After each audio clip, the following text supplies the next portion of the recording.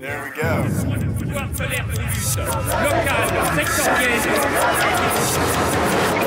L'hebdo-parleur, 7 jours de lutte dans le viseur. Cette semaine dans l'hebdo-parleur, Corona DP ou Macronavirus ?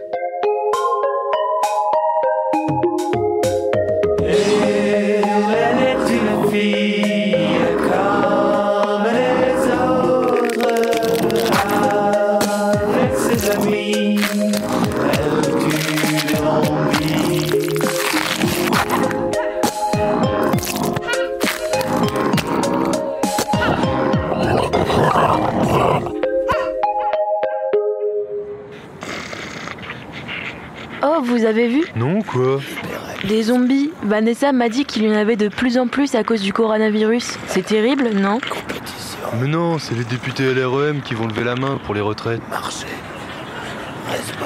N'importe quoi. Tiens, regarde. C'est très bien expliqué sur la chaîne YouTube de l'UPR.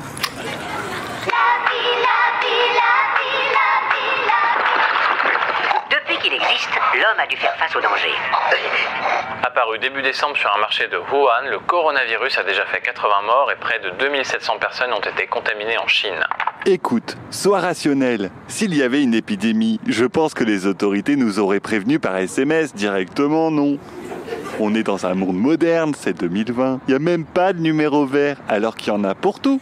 Les violences faites aux femmes, Lubrizol, vous voyez ce que je veux dire ? Mais oui, Richard a raison. En plus, son père travaille à Descartes. C'est un grand spécialiste d'anatomie, alors... Bon, vous m'accompagnez ? Signer la pétition ADP à la mairie ? Ça nous fera prendre l'air.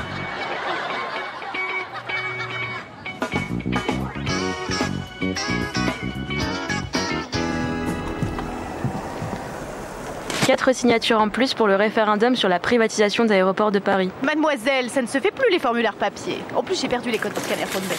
Alors rentrez chez vous. Ah, mais vous avez vu ? Elle a flanqué nos pétitions à la poubelle.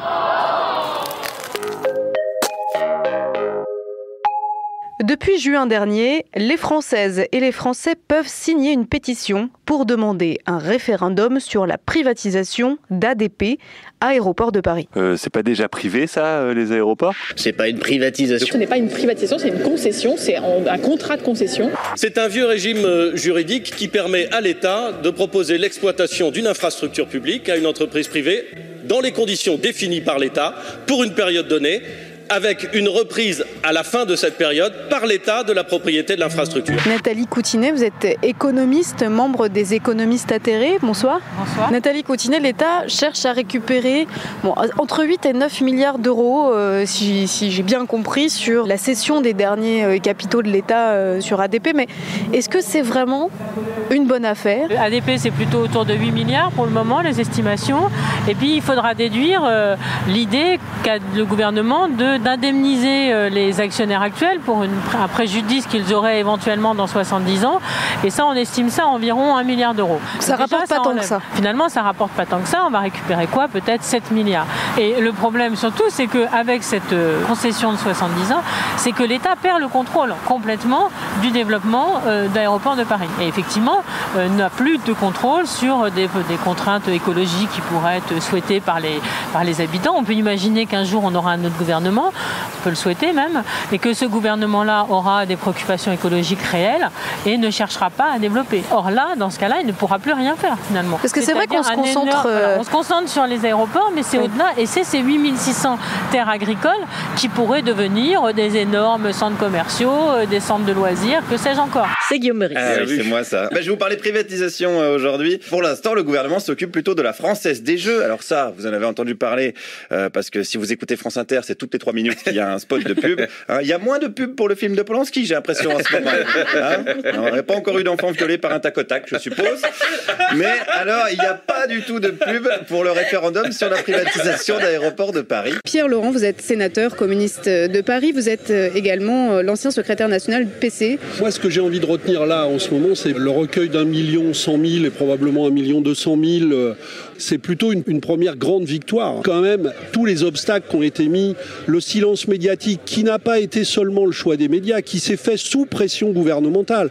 Je rappelle qu'il y a eu des écrits, des déclarations du ministre de l'Intérieur disant que les moyens publics ne pouvaient pas être mis à disposition de ça, ce qui est quand même incroyable alors que c'est un droit constitutionnel. Les parlementaires, qui sont les seuls à pouvoir déclencher cette procédure, on nous a interdit d'utiliser ce qu'on appelle nos frais de mandat. Il y a un référendum d'initiative partagée inscrit dans la Constitution, mais on n'a pas le droit d'utiliser les médias publics.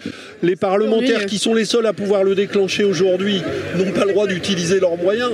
L'autre jour, on s'entraînait dans un champ à la catapulte. Il y en a un qui arrive. Oh, mes endives. On lui a mis un rocher sur la tête. Ça l'a calmé le bouseux. La pétition, signable sur papier ou en ligne, sera close le dimanche 12 mars prochain. Et là, unité de bruit médiatique. Zéro, nada, que chi, que dalle. Alors que pour parler des pandémies, il y a du monde. L'épidémie de coronavirus a fait un bond en France. Message du ministre de la Santé, Olivier Véran. Plusieurs investigations sont toujours en cours, susceptibles de faire évoluer ce bilan. Nous restons donc au stade d'intervention qui consiste à freiner, ralentir, retarder, limiter la diffusion du virus sur le territoire national.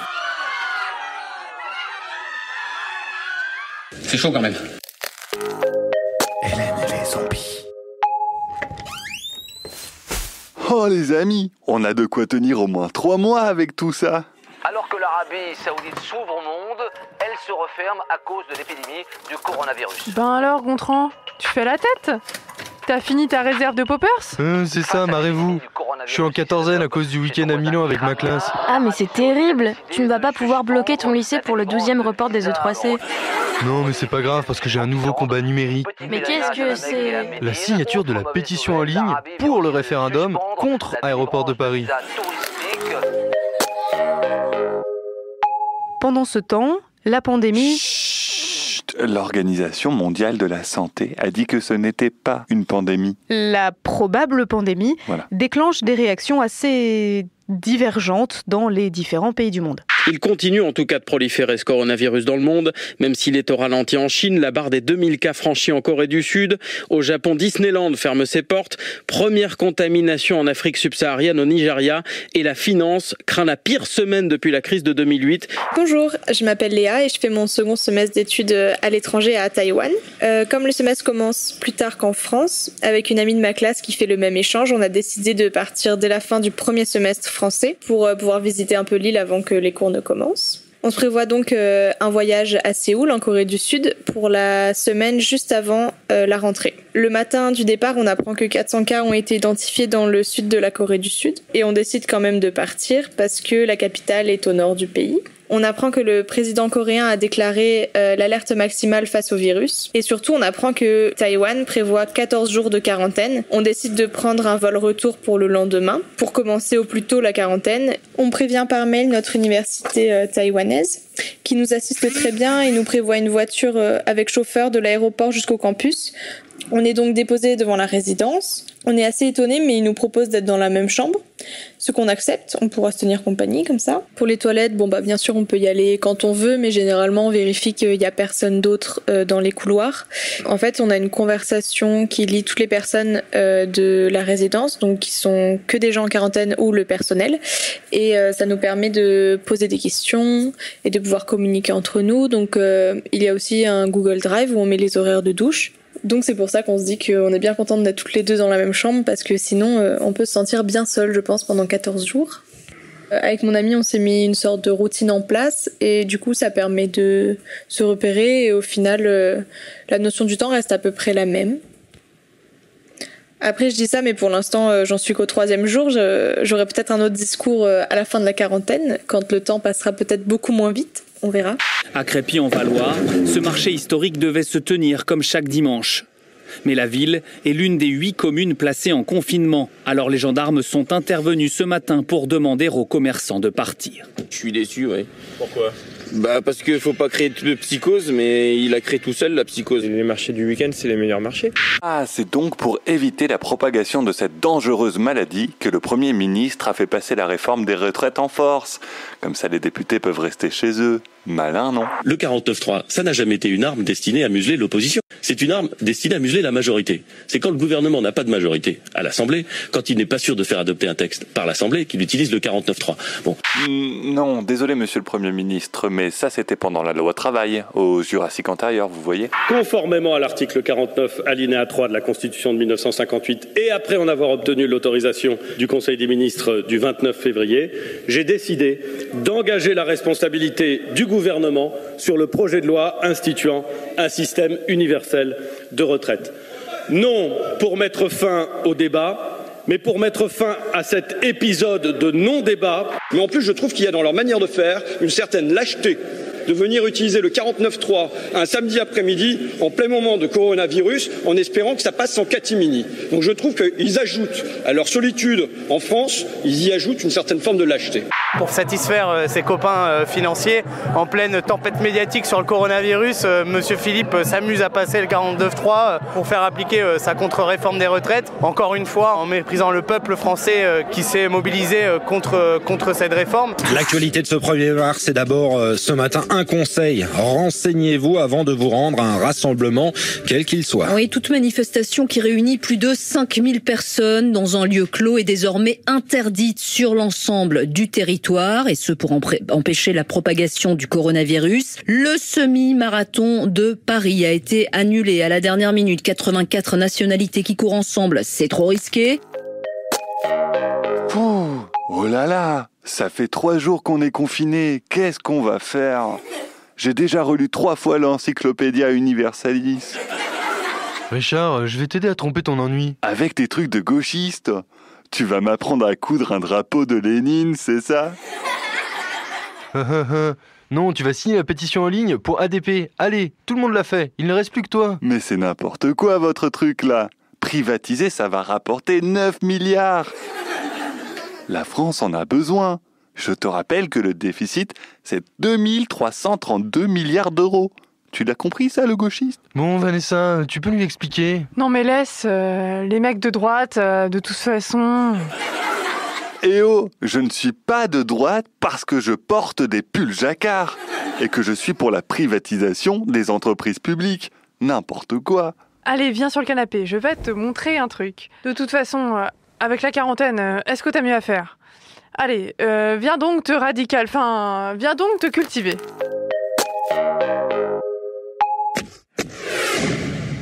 Depuis un peu plus de 30 ans, l'État français s'est pris de passion pour les privatisations. Aucune majorité n'y résiste. Sur les étals publics, on trouve de tout. Armement, banques, infrastructures, énergie, médias. Entre 1985 et 2015, le nombre d'entreprises sous contrôle public est passé de 3500 à 1625. Et leurs employés de plus de 2,2 millions à moins de 800 000. Mais surtout, il n'y a pas de raison économique, il n'y a pas de raison de privatiser cet aéroport. Donc c'est vraiment dans un espèce d'extrémisme libéral qu'on fait ça. Pôle emploi, la CAF, l'hôpital public et même la Sécu, qu'il faudrait privatiser aussi, n'est-ce pas madame? Mais bien sûr que chacun s'assure et soit couvert pour ce qu'il paye. On sert mais ça veut dire que ceux qui n'auront pas les moyens de payer, ils seront moins bien soignés. Ils se mettront peut-être à travailler. Et voilà, allez tout simplement au boulot les feignasses. Au moins comme ça, ils n'iront pas signer le référendum contre la privatisation d'aéroports de Paris sur référendum.intérieur.gouv.fr parce que continuer à savater le secteur public, le gouvernement n'est pas prêt de s'en priver. Levez le doigt ceux qui n'ont pas d'assurance santé. Michael Moore avait raison. IRM, PET scan, test psychologique et chambre individuelle pour tous ces patients. Le peuple vaincra. Alors que les mesures de confinement se multiplient aussi vite que les nouveaux cas de coronavirus en France, la pression qui pèse sur les soignants et les soignantes se fait de plus en plus forte. Non seulement je compte sur vous, vous pouvez compter sur moi, mais combien aussi je crois que tous nos concitoyens comptent sur vous et savent reconnaître votre professionnalisme. Donc je compte sur vous. Ah oui, vous pouvez compter sur moi. L'inverse reste à prouver. En même temps, ça fait plus d'1 an et demi que les hospitaliers sont en grève, donc bon... Je voudrais quand même insister sur quelque chose d'important, me semble-t-il.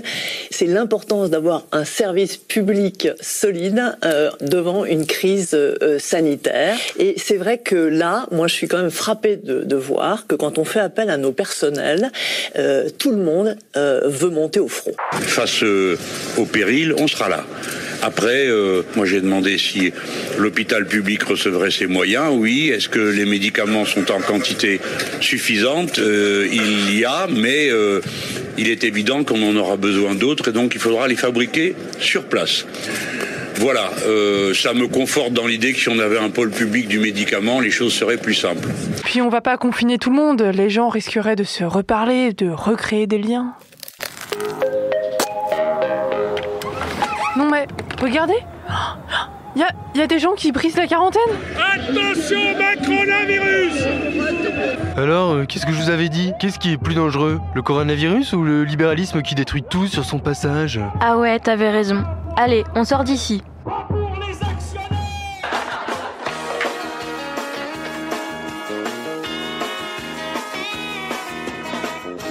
Regardez, tous les zombies, ils portent des badges LREM. Ah oui, tu as raison. En fait, ce sont eux les vrais zombies. Dire qu'ils nous ont fait croire que c'était le coronavirus qui zombifiait les gens. Ça me dégoûte. Bon, allez, les copains, on va occuper l'aéroport de Paris. Grève, blocage, manif sauvage. Grève, blocage, manif sauvage. L'hebdo-parleur, c'est terminé pour aujourd'hui. On se retrouve lundi prochain pour un nouvel hebdo. Et d'ici là, retrouvez notre série d'entretiens Genre au point sur la chaîne Pensez les luttes de Radio Parleur, disponible sur toutes les bonnes applis de podcast. D'ici là, portez-vous bien. Et si vous avez touché votre salaire, n'oubliez pas de faire un petit don à Radio Parleur. Allez, salut. Salut. Ciao.